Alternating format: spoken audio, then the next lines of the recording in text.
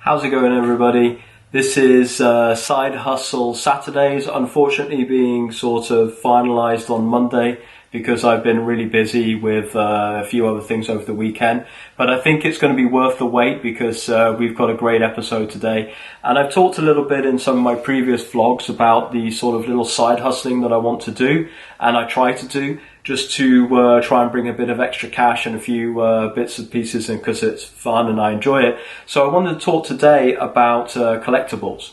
Now, collectibles are a really interesting area, but they're also an area where you need to actually have quite a lot of knowledge before you can start using them meaningfully. And so it's an area where you can maybe have some problems, and I'll go into that a little bit. So there's two areas of collectibles that I've been working on over the past couple of weeks, and one of them I've actually been working on for years, and it's an area that I know a lot about. The other one is an area which I'm just trying to learn a bit more about, and you can probably see exactly how the difference in knowledge has come from me.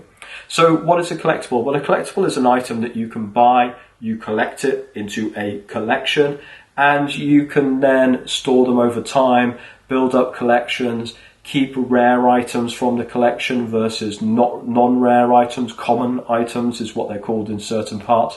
And then you can basically hold on to those for over time, and then expecting that some of them will go up in value, and then flip them, sell them, so that then you can have them. Or if you really want to be a real purist collector rather than a flip collector, then you just keep hold of them forever until you donate them to, you keep them until they're given away to whoever you want as part of your last will and testament. And that's what a lot of people do.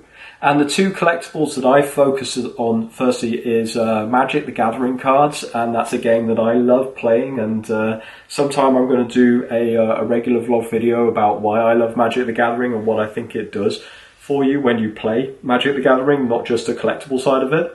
And then the other area is sports cards as well, particularly basketball and American football cards as well.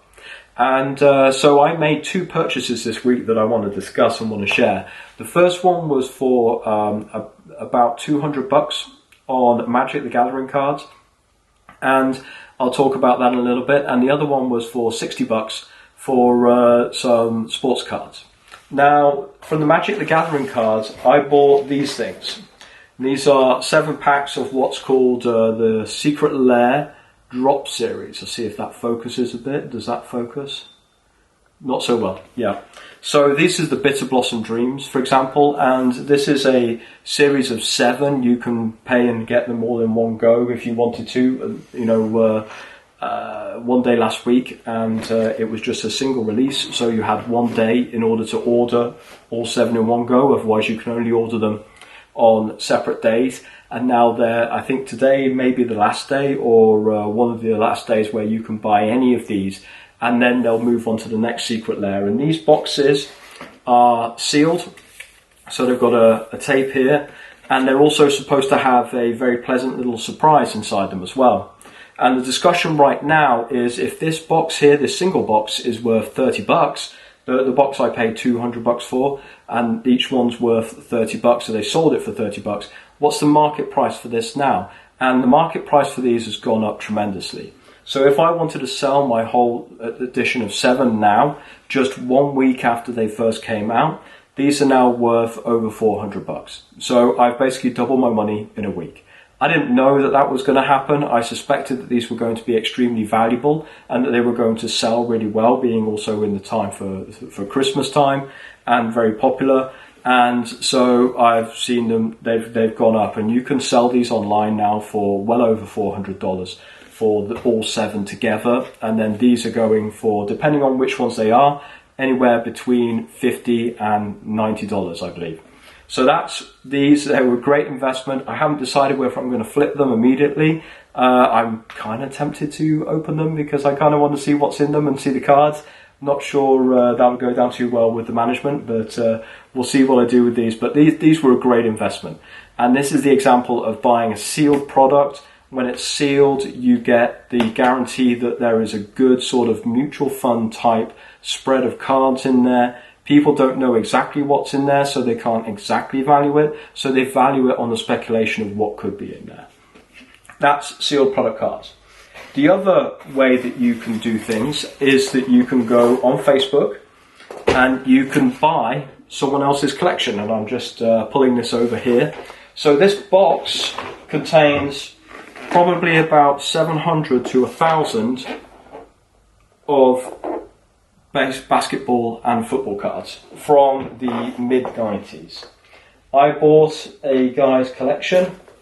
He's a young guy, and you can see we've got some Score 91. We've got some basketball ones. These ones are actually very badly damaged, so you can see there those are absolutely useless because they're not worth anything with that damage on. But basically they're not sorted. They're a mixture of stuff all over the place. I paid $60 for this entire collection here. This is one of the boxes. I got 8 boxes like this for that $60. And they estimate it's over 5,000 cards that I bought. And it's taking me forever to sort through them. I've had these about 10 days already, and I think that I've already spent 4 hours sorting, and I've got through one box. It's a lot of work. It's a lot of work. I didn't know what I was doing either, so I'm learning as I go along. The problem with buying these things, and the reason it might seem like a great deal, because, you know, $60 for 5,000 cards sounds like a great value per card, and it is. But the problem is the average card value is extremely low. So I'm going to look around and try and find the ones that are actually individually very valuable, and then I've got to try and flip those onto the internet. Now, even with the cards that have some value, you could still only be looking at $1 or $2 or $5 or $6. They're unlikely in this collection, and I didn't know this before I bought them, otherwise I wouldn't have spent that $60. There's unlikely to be anything that's worth more than about $5 a card in here. Now, obviously, if I can hit 12 of those, or let's say 14 because I have to take money off for postage and packaging and selling fees on eBay and things like that, then I'm going to be able to break even. So that's obviously the hope there, but it's taken quite a few hours for me, so it's not really something that I think I'm going to repeat because it's extremely time consuming. But I'm going to sort through all of these baseball cards over the next few weeks and over the Christmas vacation, and I'm going to start trying to flip them as I find any that are worth flipping, worth the eBay fees to flip them. But you can see that this is a lot of work. So the lesson that I would like you to take away from this real first official Side Hustle Saturday is that, or Side Hustle Sunday, what the hell did we call it? This first Side Hustle video is that whilst you can get what can appear to be a great deal on collectibles, as in a per collectible cost, you can get 5,000 cards for, you know, very, very little money. It's not actually necessarily a good deal. You can spend $200 on a bunch of Magic cards, and that will probably net you a higher profit in the short term if you want it to, than it would do buying all of these basketball cards. You're going to spend more hours sorting these, you're going to spend more space sorting them, you're going to spend more time listing things on eBay. Your return on investment for this $60, whilst the potential could be huge, your downside is much worse because you're using a lot of time and a lot of energy in terms of managing that and moving it around. So that's just some thoughts around the difference between collectibles, the difference between key thing here, sealed product, which you can get in these, and that's what I'm going to try and do as well next, is focus on the sealed product instead. So the difference between buying new or old sealed product versus buying collections where you're not sure what you're getting and they're very poorly organized. I wouldn't recommend doing this. I would highly recommend doing that if you have the right knowledge about what you could get in terms of returns. So that's Side Hustle Saturday. I hope that that's given you some inspiration for doing something yourself, and I'll speak to you all soon.